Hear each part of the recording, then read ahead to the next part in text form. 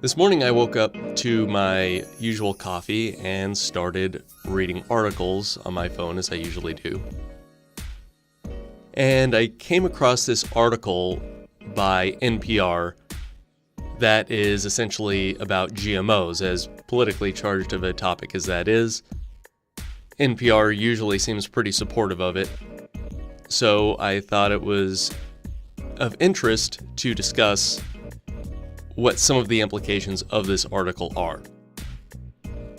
The gist of the article is that plants take in oxygen and carbon dioxide, and they convert the carbon dioxide into sugars, which are carbon materials that become branches, leaves, fruits, grains, things of that nature, that can be used in crops. And the oxygen becomes a toxic chemical, so the plant needs to purify those chemicals so that they are no longer harmful. But that takes a lot of energy away from the plant that the plant cannot apply to creating leaves, branches, and fruits. So the scientists figured out a way to make the plant a little bit choosier as far as which chemical it pulls out of the air, so that it takes only the carbon dioxide and not oxygen. Just for reference, humans have this exact same issue with carbon monoxide. Our hemoglobin is very choosy towards oxygen, but it's even choosier towards carbon monoxide, which is poisonous to us. So even if you have a small amount of carbon monoxide in the air, you could actually die because your hemoglobin will pick up carbon monoxide instead of oxygen. So in this article, NPR talks about how awesome it would be if we put this into crops and it could create more productive crops that could feed the world more easily. This is an idea that is, of course, politically charged. Some people will not eat GMOs. Personally, I don't mind GMOs because I don't believe that the plant's genetics are going to affect my own. It is possible that I'm wrong on that.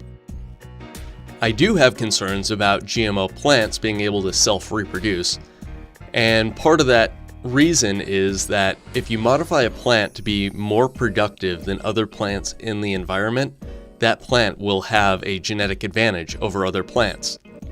Often, the way that we modify GMO plants is to make the plants so that they are not as affected by parasites. This is the exact same problem that we have with invasive species going into an area without natural predators. The ecosystem essentially falls completely out of balance, and only the invasive species survives, killing off everything else and wiping out genetic diversity. I think that's a bad thing. But as long as things are within a contained environment and the plants are not allowed to reproduce on their own, I'm generally acceptive or tolerant of GMOs in general. So I'm just going to read off a couple sections of this article so that you can kind of understand what is going on. There's one section. Rubesco has one job. It picks up carbon dioxide from the air and it uses carbon to make sugar molecules. It gets the energy from the sun. This is photosynthesis, the process by which plants use sunlight to make food. Plants also use this as secondary commentary to make branches and leaves and things of that nature. But Kavanaugh, funny name there, the scientist mentions that it has what we like to call a fatal flaw. Unfortunately, Rubesco isn't picky enough about what it grabs from the air. It also picks up oxygen. When it does that, it makes a toxic compound, so the plant has to detoxify it. The next comment that they say, I'm just scrolling down the article really quickly, they created super tobacco plants. The scientists said they grew faster and they grew up to 40% bigger than normal tobacco plants. So now we know that the plants grow much faster. Scrolling down the article a little bit faster, this is a very important finding, she says. It's really the first major breakthrough showing that one can indeed engineer photosynthesis and achieve a major increase in crop productivity. One other comment that they make somewhere within this article is that the scientists are now trying to figure out if this method will actually increase the fruit productivity of the plants, such as tomatoes and soybeans. They're also working on cowpeas or black-eyed peas because it's a staple food crop for a lot of farmers in the sub-Saharan African area, which is where our funders are interested in making the biggest impact. So now I'm going to change gears a little bit as far as other implications that this type of technology would have. Apparently the USDA has applied for the patent, so I believe that the government would allow anyone to use this type of information because, as far as I understand, the USDA is government controlled or regulated. What I have proposed, and really I'd like to try and popularize this idea, even though I haven't heard very many other people talking about it. Right now, we make a lot of products out of plastic. Now, plastic is great because we're already pumping a ton of oil, and some of those oils can be used to make hard materials. And plastics are pretty cool. You can make them into products that have a large number of different applications and strengths, hardnesses, brittleness, etc. It's a great material for material engineers or chemical engineers. The thing is that wood products a lot of times can mimic some of the capabilities of plastics. So if we were to supplement or replace some of our plastic products with wood products that are built on, say, tree farms that are farmed in a sustainable way, and then we took those products and instead of recycling them at the material reclamation plants, we threw them into landfills, would this not be like making coal? We would be removing the carbon from the environment by burying it underground where it cannot react with the oxygen in the atmosphere. This would not be an overnight process, of course. It would take millions of years for it to become coal, but we would essentially be sequestering carbon from the atmosphere. In the context of global warming, I know that you may not believe in global warming. Some people do, a lot of people do, a lot of people don't. A lot of people are kind of on the fence. But if you believe in global warming, this would be one option to help mitigate the carbon dioxide contribution to global warming. And if you don't, let's just assume for a moment that we are emitting large amounts of carbon dioxide into the atmosphere, which no one seems to be disputing that we are. Isn't it possible that that carbon dioxide has unknown side effects that maybe we'll find out years down the road? Just food for thought, as far as why we may want to sequester carbon or carbon dioxide even if it's not causing global warming. The reason I bring this up is back in the early 2000s and really the 1990s and 80s, governments around the world were negotiating the Kyoto Protocol.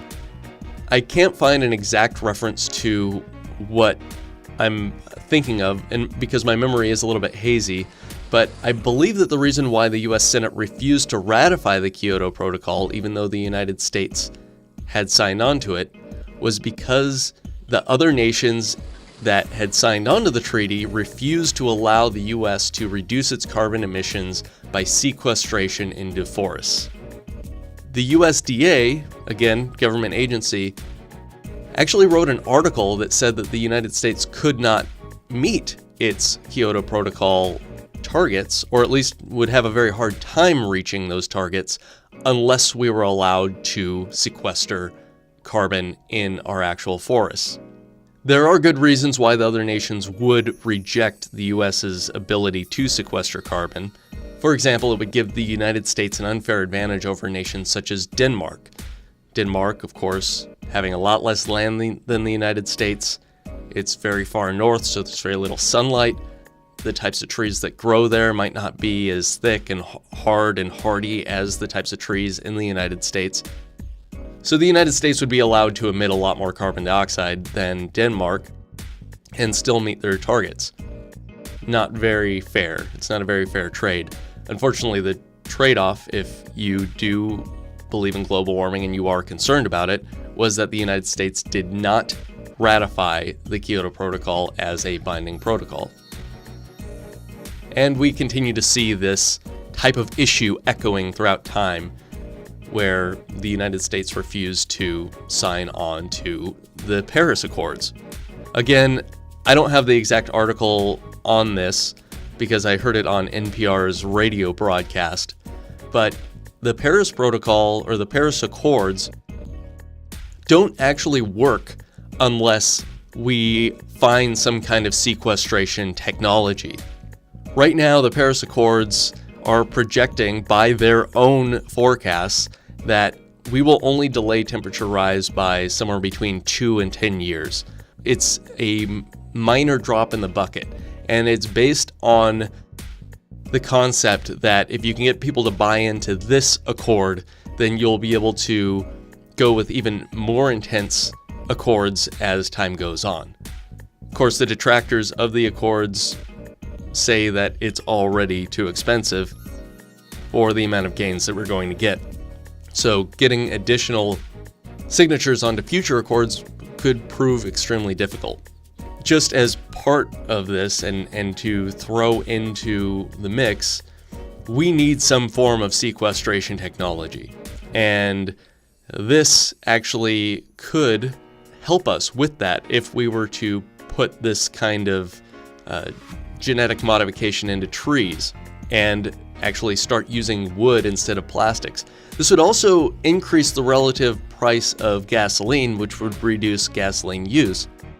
Because some of those byproducts, those petrol byproducts that we use to create plastics would have a lower value on the overall market. Those products would need to find other uses, sell for a lower price, which means that for every barrel of oil that is pumped, you have to charge more to the people who use that as fuel to make it worthwhile to pump it out of the ground. Again, my proposal is that we begin making more products out of wood and we cease recycling wood byproducts such as paper or children's toys or things of that nature and throw them into landfills where they will no longer interact with the atmosphere, they will no longer oxidize, and they will no longer create carbon dioxide. So I'll kick this question back to you. Is there a flaw in my thinking? Is there a reason why we cannot make coal renewable again? Personally, I think we probably can make coal renewable again. Now, it's possible that we should build these landfills for wood-specific products underneath forests because there's a lot more soil production there. Of course, we cannot build these sequestration facilities in the middle of the desert because there's not enough soil production to create the kinds of pressure that would be needed to fully take these carbon atoms out of circulation. Hopefully there aren't any major flaws in this idea, and we can make coal renewable again. Thanks for stopping by and hearing my food for thought. Have a great day.